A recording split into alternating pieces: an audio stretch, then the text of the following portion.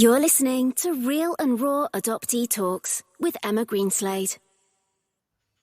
Hello and welcome to today's show with me, Emma Greenslade of Conscious Adoptees, helping adoptees thrive in a once where they have struggled. And today I'm here with Timon Thorncroft, and he's going to be talking to us today. His story is titled The Boy That Wanted to Be Found. So welcome, Timon. Welcome to the show. Thank you very much. Thank you for having me, Emma. It's my absolute pleasure, and I'm really excited to have our talk. I think it's going to be extremely interesting for our listeners. And so, yeah, let's get into it. So if you'd like to start off by telling us a little bit about yourself. Hello, my name's Timon Thorncroft. I was adopted in 1964 between the age of 3 and 4 months. My birth mother was Iranian, and I was adopted into a Christian Scottish family. So does that mean you were born in Iran? No, I was born in London. My mother was over working in the UK at the time of my conception. Right. And do you know anything about your birth father? Oh, a little. I know he had 2 other children. He was already married and didn't want to know. Basically, when my mother told him that she'd fallen pregnant, he basically did a runner. Okay. I'm not going to pass any judgment on that. No, yeah. Oh my goodness, yes. Unfortunately, men do get a bad rap in this whole situation, don't they? My birth father included. So you were adopted at 3 to 4 months old? Is that when the actual court papers were signed and what have you? Yes, yeah. Yeah. So your family were Scottish Christians. Yeah. And so were they heavily into the church? Yeah, quite heavily. I wouldn't say I wouldn't say devout, because that's strong, but they were very religious. My father was actually a lay preacher, so we had to go and listen to him doing his sermons on Sundays, which is quite interesting. Only Sundays. Mm-hmm. Yeah, only Sundays. Yeah, we got away with it the rest of the time. And how did you find the Christian? Well, it would have been Scottish Christian. Is there a difference between? It's very simple. You've got the Church of England, the Church of Scotland. So I was brought up in the Church of Scotland. Yeah. Did you? It's very similar. I found it okay. You enjoyed going to those Sunday services? I wouldn't use the word enjoy, like but I don't know what child does. You're having to go to church on a Sunday when they. Well, I enjoyed the singing. I am that bad at singing. When I managed to get in the school choir, they asked me to mime. Yeah, I wasn't very good at singing, and I think my sister used to say, "Don't be so loud." But yeah, there was a lot of you're not very good at singing, Emma. There's a tonal issue. Oh, definitely. I'm deaf. So your mother would have been of the Muslim faith? She was, yes. Yep. But I've subsequently found out that she wasn't that enamoured to it. Have you met her? Unfortunately not, no. So she went back to Iran, did she? Yeah, after my birth, she went back to Iran. And I'll tell you later on, but she did decide after a few months that she'd made a terrible mistake. Oh, bless her. She had a bit of a breakdown, I'm led to believe, and told the family she didn't care what they said or did. She had to find me. And did she manage to find you? Unfortunately not. So you would have gone into a children's home, or was it through the church that your parents found you? It was for a society, adoption society. I was through the. I think they're affiliated to a church, but it's an adoption society. So I was adopted through an adoption society. So I was adopted through the Adoption Society as well in Cambridge. Mine was in London, so. I think that they had different branches, let's call them, in different locations. But yeah, I do believe they were of the Christian, because I know that my birth mother was whatever, Catholic, and she insisted that I get adopted into a Christian family. So you were adopted. Were you? Because I talked to some adoptees and they'd say they were matched. I know that I wasn't matched. It was I wasn't matched. An allocation. No, I wasn't matched. Like that's a. Yeah, no, I didn't. There was no matching. I don't think back then. Really, I think that's more prone, more common now than it was when I was younger. Yeah, it was. Here's a baby. Yeah, crack on. Do you want it? Yeah, basically. Yeah. Yeah. So did you grow up in your family? You know, did you look like them at all? No, not at all. My brother is about a foot shorter than me. Blonde hair, green eyes, and so forth. But the funny thing is, I look quite similar to my sister, but she is also adopted. But she is adopted from a totally different part of the world than my birth mum came from. And she was adopted from St. Helena, which is a small island in the Atlantic Ocean in the middle of nowhere, basically. In the middle of nowhere. We're all going to be Googling that later, aren't we? Well, I hope so. Yeah. Where is this place? St. Helena. So you went to church with your family until kind of what age? I would have said 12-ish. When I started to play football at the weekends, football was on a Sunday, so I'd go and play football rather than go to church. Yeah, don't blame you. And kind of what happened, because these are really prepubescent times. They're quite difficult to navigate for teenagers, coming up for teenagers, even if they haven't been adopted. So what happened with you? Because I know for myself, it was when I started getting really angry. Yeah, I would say, yeah, sort of 10 years old, I became a little bit more interested or thoughtful about my biological parent, or my birth mother. Sorry, that's a terrible thing to say. I don't know what's the correct word. What's the PC terminology? Yeah, because I would call them both my mum. So, but you have to differentiate between the two. But yeah, so my birth mother's religion and so forth, because I'd always known that I was from Iran. I was Persian.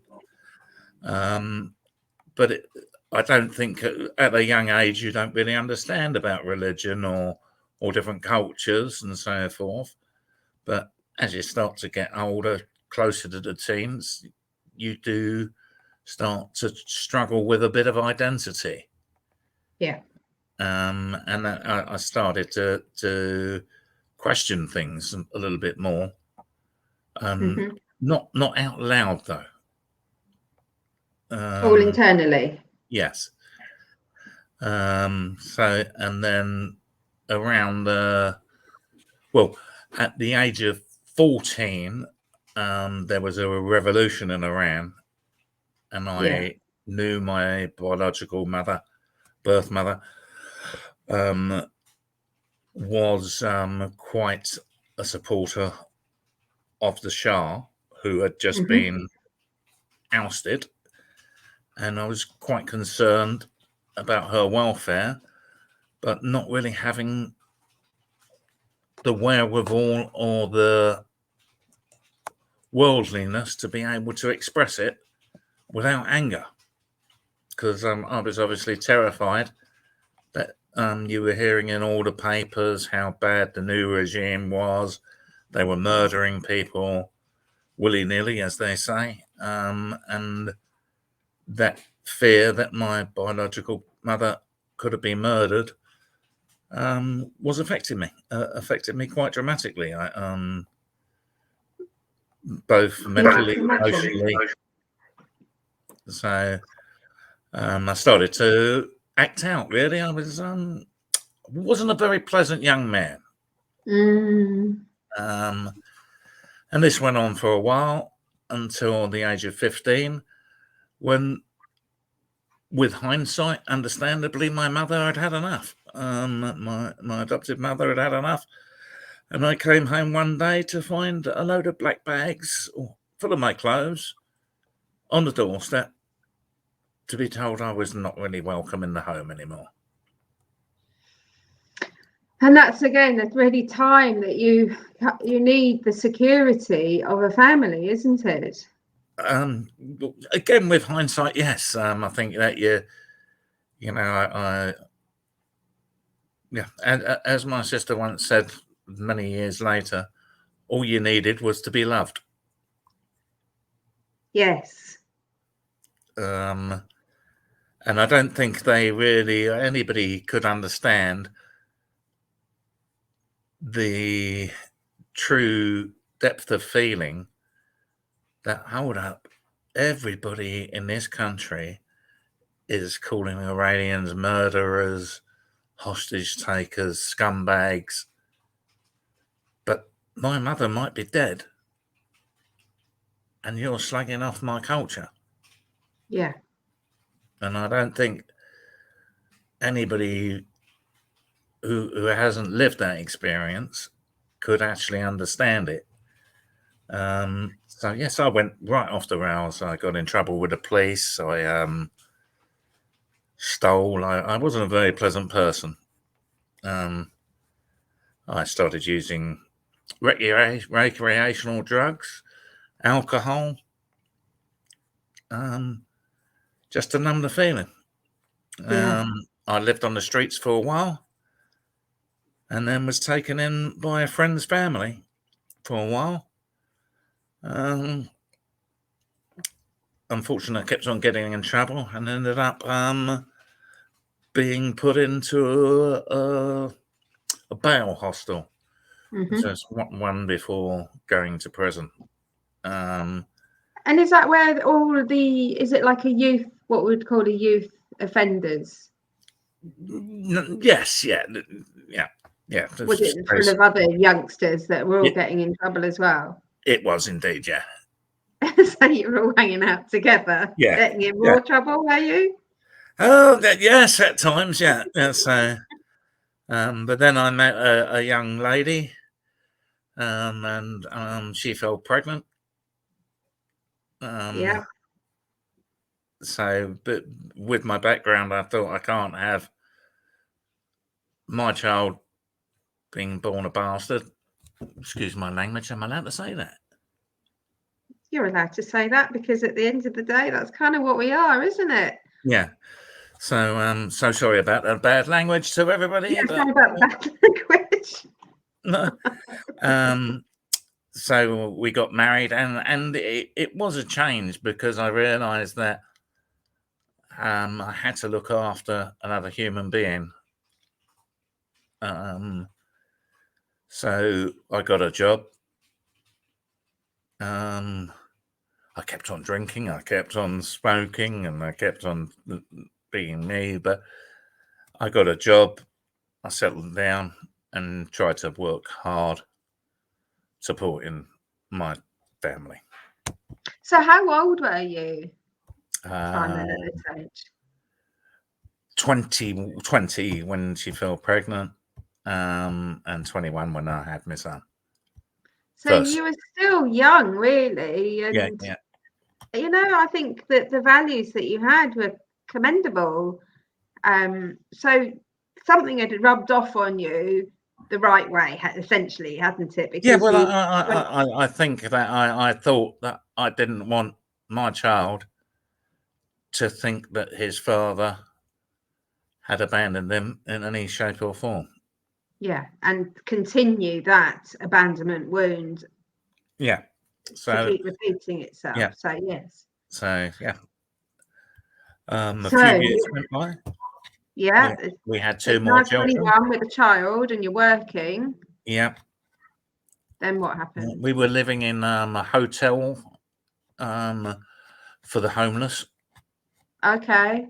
because obviously I Yeah. couldn't stay in the Bell hostel. So we lived in a hotel for a while until we got a council place. But by that time, I'd saved up enough money and my dad had borrowed me some money to put a deposit down on a flat of shared ownership. I don't know if you heard of shared ownership. What were they doing those in those days, were Yeah. they? We got ourselves a 2-bedroom flat with shared ownership. Oh, amazing.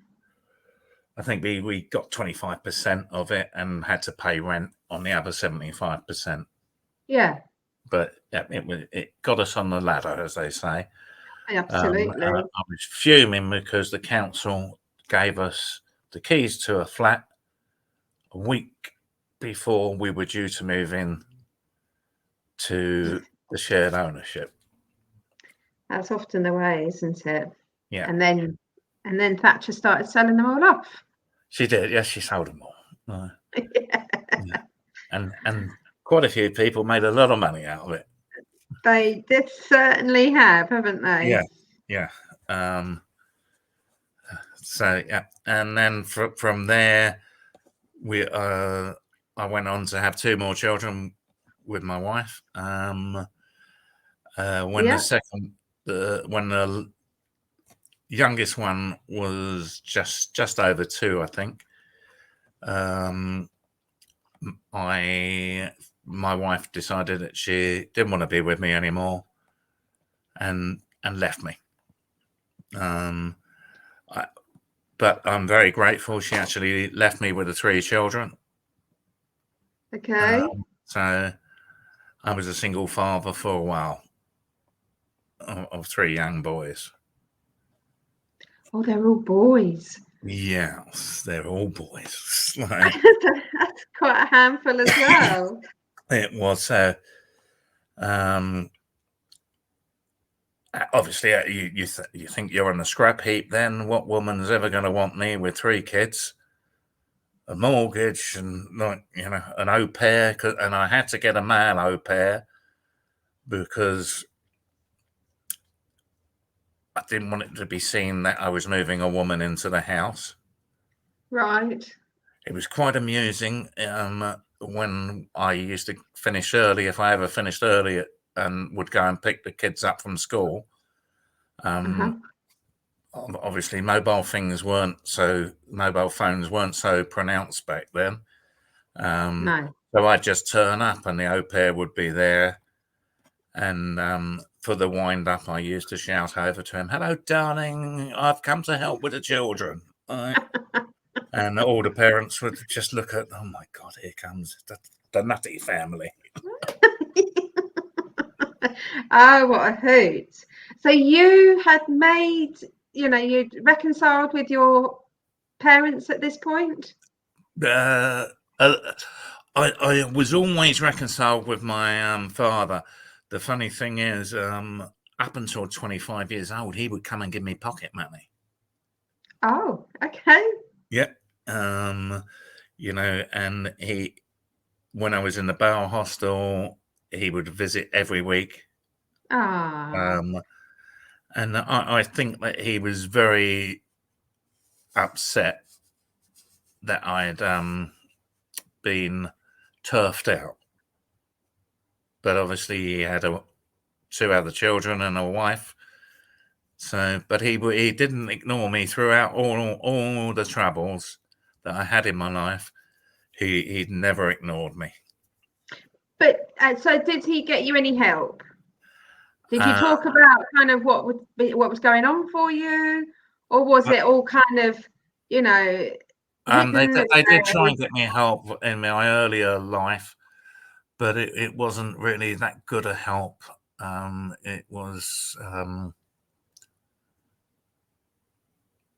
quite shocking treatment, really, because it was psychological treatment, and they used to do electric shock therapy, things like that. Wow, so you had electric shock treatment, did you? Yes, yeah, and I was when I was 13ish. Wow, okay, because so where I grew up, we had 4 asylums. I grew up in Hertfordshire. There was 4 asylums there, and I know that they did the electric shock treatment, but I didn't realise that they did it for the children as well. Yeah, they did. Yeah. Wow, and I can't even begin to imagine what that would have been like. Have you kind of blocked it out? Basically, yeah. I don't like talking about it, and Yeah. it wasn't a pleasant experience, and it seemed as if I was being more punished for being bad than it should have been. So yes, that's wow, just wow. It's I'm trying to comprehend that. So I'm absolutely so sorry that you had to go through that. No. As they say, it makes you a better person in the end. What a load of bollocks.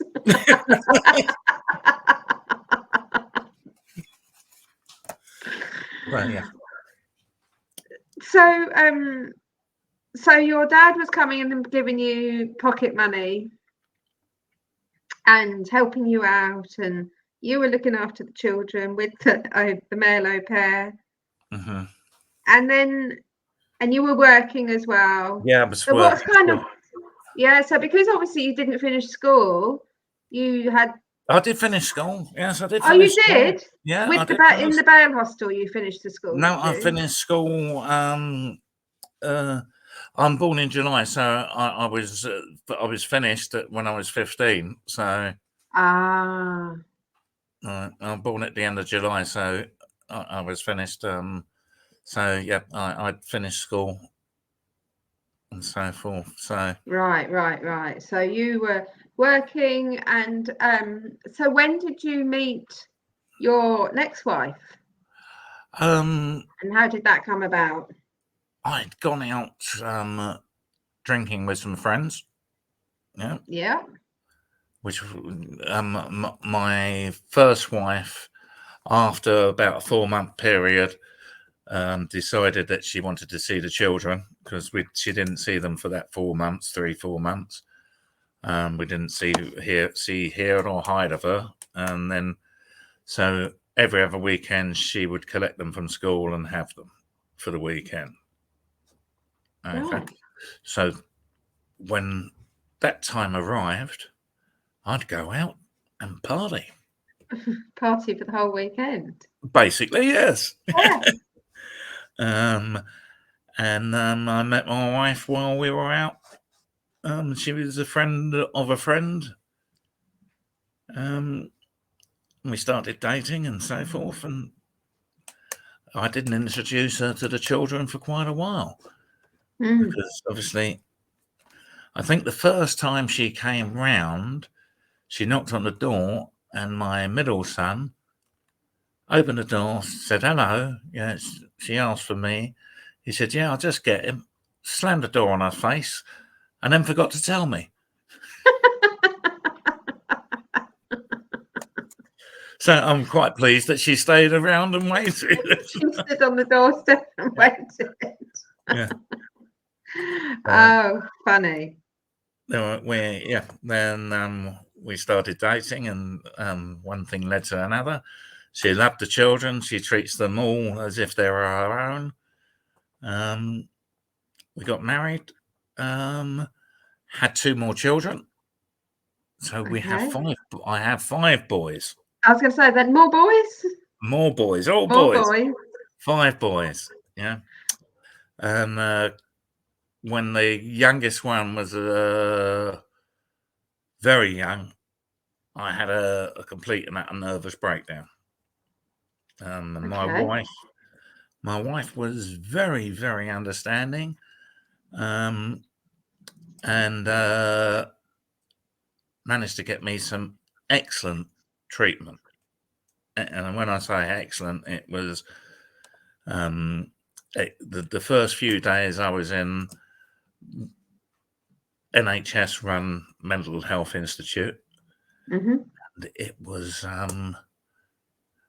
worse than the Bowel Hospital. It was worse than electric shock treatment. It was worse than anything I've experienced in my life.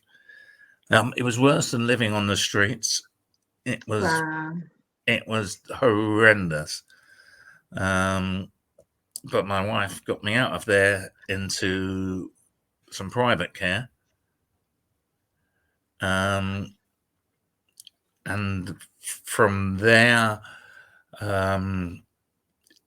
it became apparent that I have had mental health problems since about 10 to 13.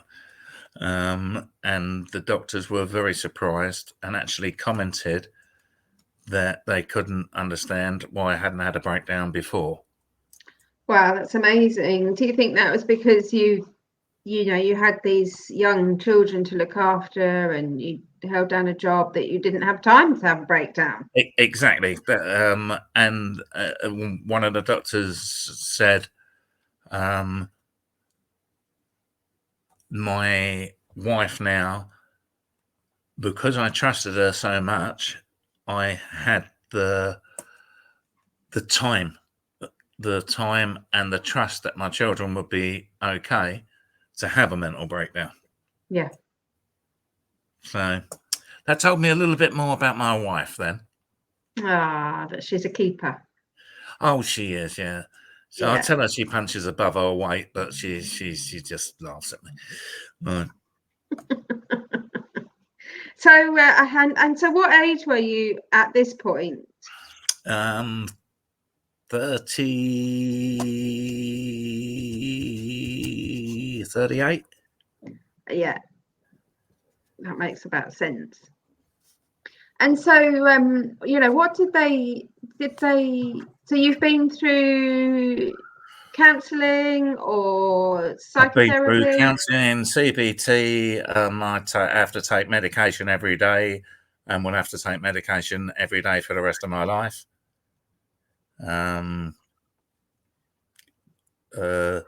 It became apparent that some of the electrodes in my brain had completely shut off and weren't firing. And what do they put that down to? A bit of trauma, a bit of EST, a bit of everything. EST, what does that mean? Electric shock treatment. Oh, the electric, of course, yes. Yeah. I mean,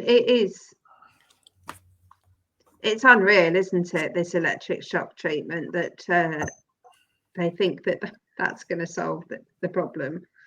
So I was chatting to a lady in a previous show about the relinquishment trauma and how that causes she calls it a special name, infant well, it's to do with the relinquishment, and how the brain changes when you are taken away from your birth mother. Yeah. And so that could also look like a child that's premature, that's in an incubator, other ways, and that's why they're so insistent on the mother being around and touching the incubated child. But for us adoptees, these stress chemicals, or the stress chemicals that are caused by the relinquishment trauma, it changes it causes physiological damage, basically. I could completely agree there. I think I was also told that my adoptive mother used to put me at the bottom of the garden because I would cry so much. Yeah. That she couldn't cope, so she would put me in a pram at the bottom of the garden until I cried myself to sleep. Try to set yourself to sleep. And so there's some and I don't know, and please, I'm not blaming her in any shape or form for that, but it wasn't known, I don't think, that the effect it did have on smaller children or babies even, to be taken away from their biological parent or their birth mother. I do think that it needs to be more aware that taking away is quite traumatic, even though you don't know about it. I completely agree. I mean, even for the non-adopted child to be put in the pram at the bottom of the garden and forced to cry themselves to sleep because they're so exhausted, is abuse. So thank God we've moved on from that. Yeah. But for the child that's been adopted to be put at the end of the garden, it's a survival thing, isn't it? Yeah, I'm not pleased that my adoptive mother, we did reconcile in later years, and it became apparent that she had some problems of her own. Yeah, I'm not blaming your mother at all, because women of that generation, mothers of that generation, that's what they did. Yeah.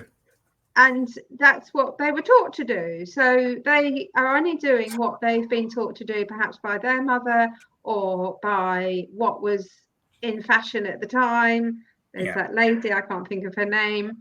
But hang on, sorry, I need to just back up because there was something that you said. And I wanted to. Oh, yes. So when the baby, when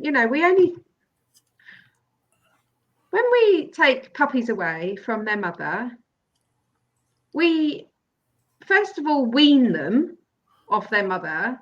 They're not allowed to go for 6 weeks, and the puppy and the mother cry. So I live in the country. We often hear the cows mooing for their calves. So if we look at the animals and how distressed they are, surely it must compute.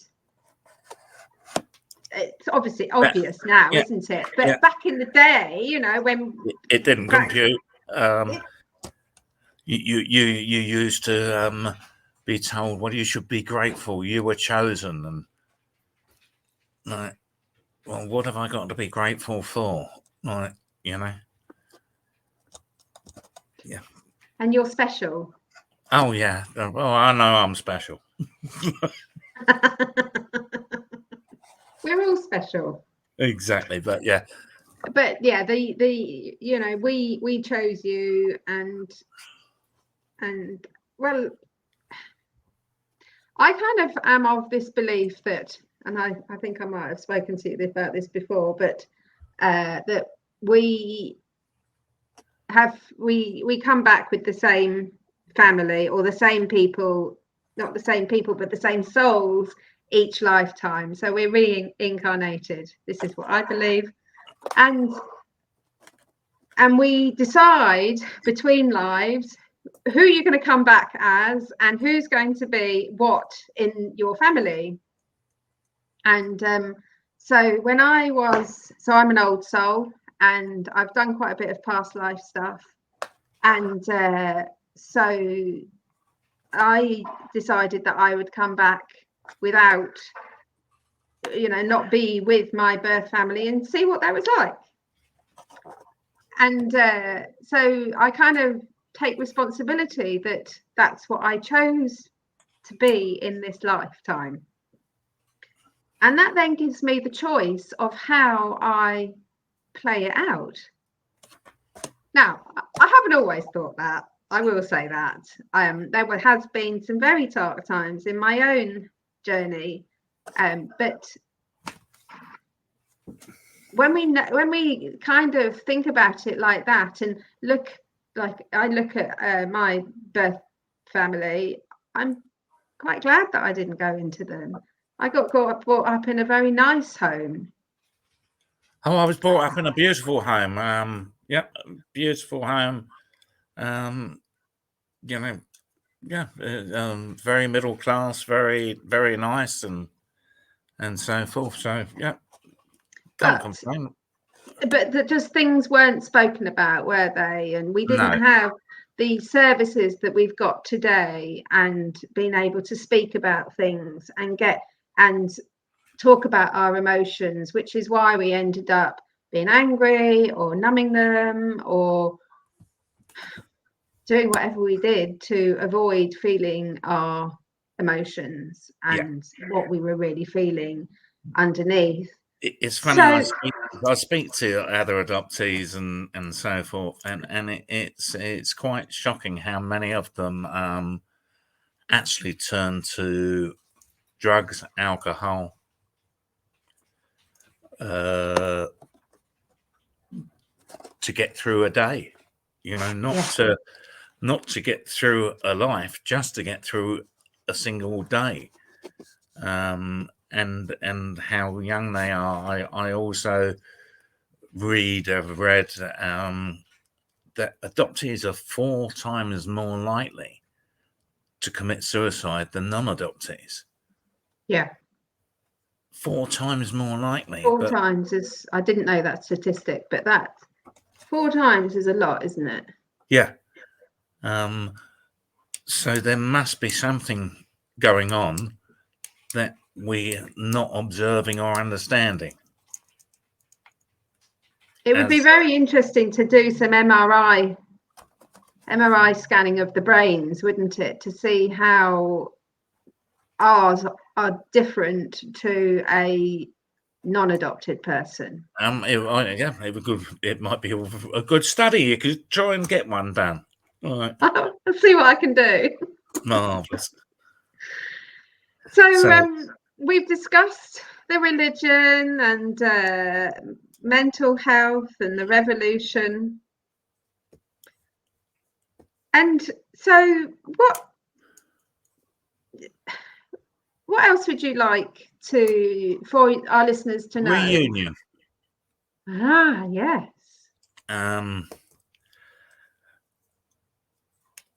I think 5 years ago. Oh yeah. 5 odd years ago, I was at a garden party, and my father said to me, "I need to speak with you. I need to speak with you." And I'm thinking, what have I done now? Who have I upset? Even at your grand age, you're thinking, "Oh my God, what have I done now?" We have terrible guilt complexes, I think. We do. And approval. We've got to be approved of. Absolutely, yeah. So I was like, oh, God's sake. When we sat down, we're having a glass of wine, and he said to me, "I should have had this talk with you years ago, and I'm sorry." He said, "But why have you never looked for your biological mother?"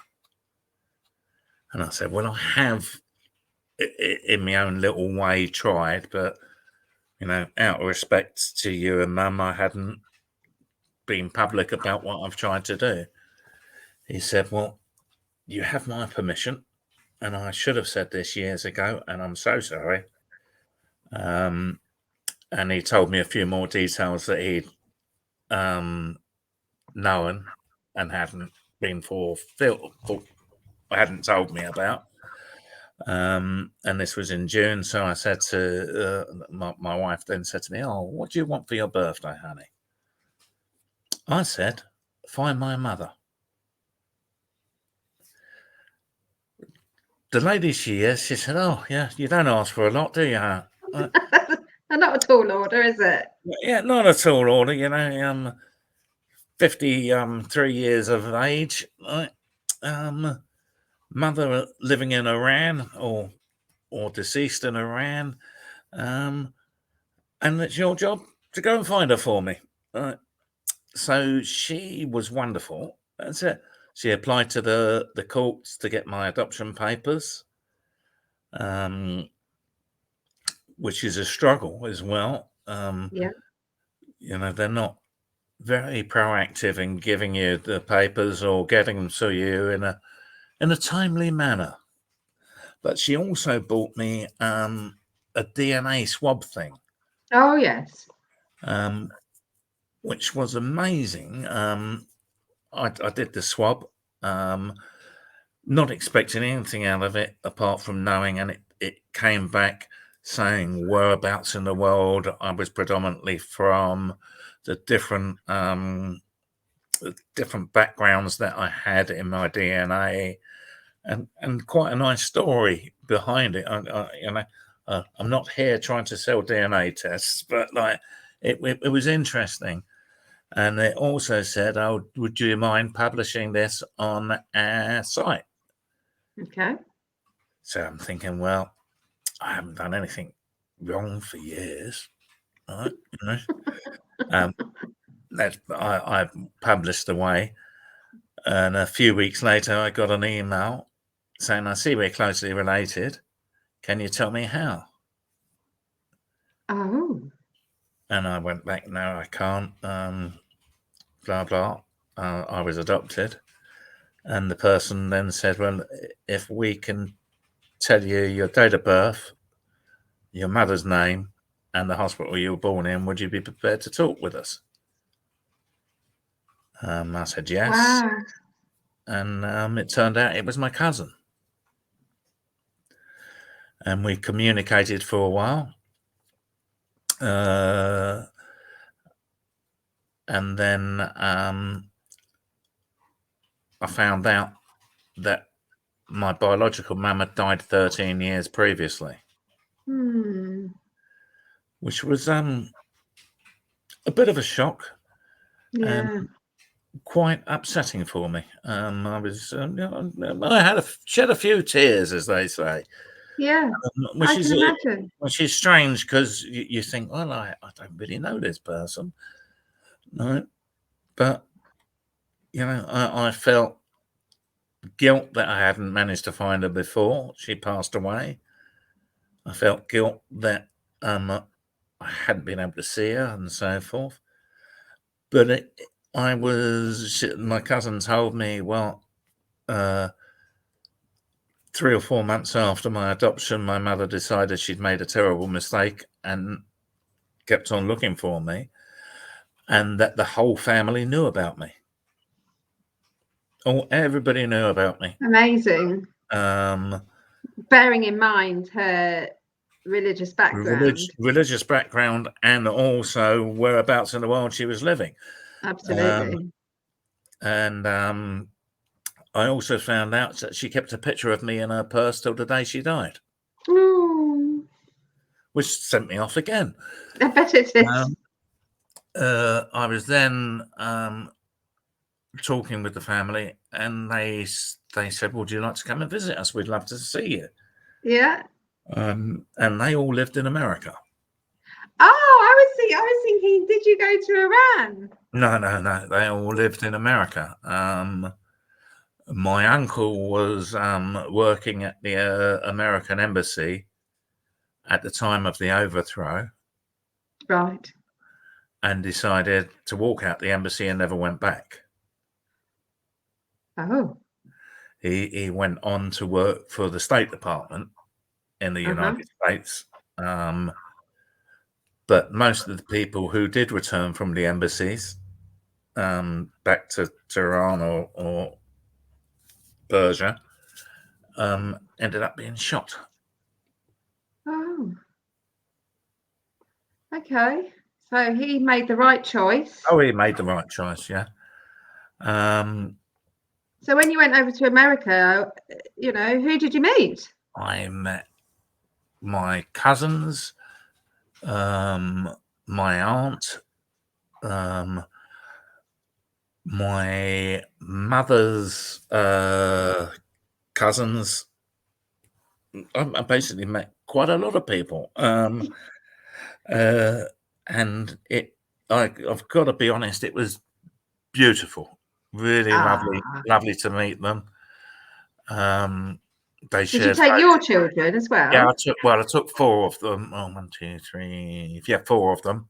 My oldest son now lives in Australia, so he didn't come. Right. But we went. I took the other 4. That we were welcomed into the family. Told a lot about the family history, and it turns out that my great-grandfather was actually the Prime Minister of Iran. Wow. So, yeah. My wife says, now I know where you get it from. I bet she does. So, seeing your blood relatives for the first time, how did, especially because you met so many of them, how was that? Daunting was one of the words I'd use. And obviously I'm thinking when they're all Muslims and so forth. So, would you like a drink, Timon? They said, yes, I'll have a glass of water, please. I was thinking, well, Play it safe. Yeah, play it safe. And my cousin's husband said, Timon, I've got beers in. You will have a beer or a glass of wine, because then I can drink. And right. They just made me feel so welcome. They made cakes. They made Persian food. It was delightful. My aunt seemed a bit standoffish. Yeah. I thought, oh, well, the next day we got a telephone call from her. Would you like to come to tea at my house? So I thought, well, yeah. Yeah. An Iranian tea is something to be experienced. Yeah. Yeah. Well, I've never seen so much food for so few people and so much tea and everything. And she got photographs out, and I said, oh, no, and I explained to her, I said, oh, I thought you were a bit standoff. She said, Timon, she said, everyone was pulling and grabbing at you and touching you and kissing you. She said, I felt so sorry for you. I didn't want to put you under any more pressure. Well, it's good that you were able to say that to her and get that. And she is absolutely lovely. Yeah, it sounds like it. Sounds like she's really perceptive. Yeah, she got out the photo albums and showed me pictures of my mother, pictures of my uncle. Oh. Gave me some pictures to take away, photographs. Just delightful. Her 2 daughters, who are my cousins, are lovely. Although we don't see each other, and because of COVID, we couldn't travel and so forth. They came to London 5-6 weeks ago, and we went out for a meal together. And it's like I've known her all my life. Amazing. And the conversation was fantastic. It was a great evening. And they're really lovely, lovely people. So, and you've now got this extended family. Indeed, yes. So your wife did good, didn't she? With the she didn't just do good; she did brilliantly. She is my guardian angel. That's beautiful. Right. Lovely. So, as we draw to a close, I want to thank you for being so honest and vulnerable, keeping it real and raw. So, what would you say to our younger listeners that, might be having their own struggles, or, what advice what words of wisdom could you give them? Talk about it. Tell someone. I didn't. I kept it bottled in, and it affected me quite dramatically. The funny thing is, now I'm more open about it. I used to be ashamed to be Iranian. Right. Yeah. Because of peer pressure, whatever. The stance of the UK towards Iran, I was ashamed. Don't be ashamed of anything. Talk to people, embrace yourself, and try and understand yourself a bit more. If you can't talk to a friend, talk to your doctor. My doctor now is tremendous, and funny enough, he's got adopted children, and we speak about adoption regularly whenever I go to see him. So yeah, if you can't speak to a friend or a colleague or family, speak to your doctor. Yeah, that's great advice. Just talking is very therapeutic, isn't it? Yeah. Yeah. Therapeutic, and you'd be surprised with some of the answers you get. I'm not ashamed to say I'm Persian, I'm Iranian. Yeah. I'm actually proud. Very proud to say it. I think that's only a good thing. Yeah. And yeah, it makes it all feel better at the end of the day, just to get it out and tell people. Absolutely amazing. Thank you so much, Timon. I absolutely appreciate you. And have you got anything else that you'd like to say before we say goodbye? I'm sorry about the swear word earlier, but I was keeping it real and raw. Yeah, exactly. We've forgotten about that anyway. Marvelous. So I'm Emma Greenslade of Real and Raw Adoptee Talks and Conscious Adoptees. I have a beautiful course that's taking people from adoptees from limited to limitless. It's a free course. It's called the Foundations. I'll pop it into the show notes. I'd love you to come and join me for the freebies and how I can support you through your journey. If you'd like to be on the show, please drop me a line. Again, I'll put the email in for you to contact me so you can be on the show and tell your story, because I'm sure Timon will back me up that it's cathartic, and getting people to talk about their stories is the best therapy that we can have. Couldn't agree more. Thank you very much, and goodbye. Good.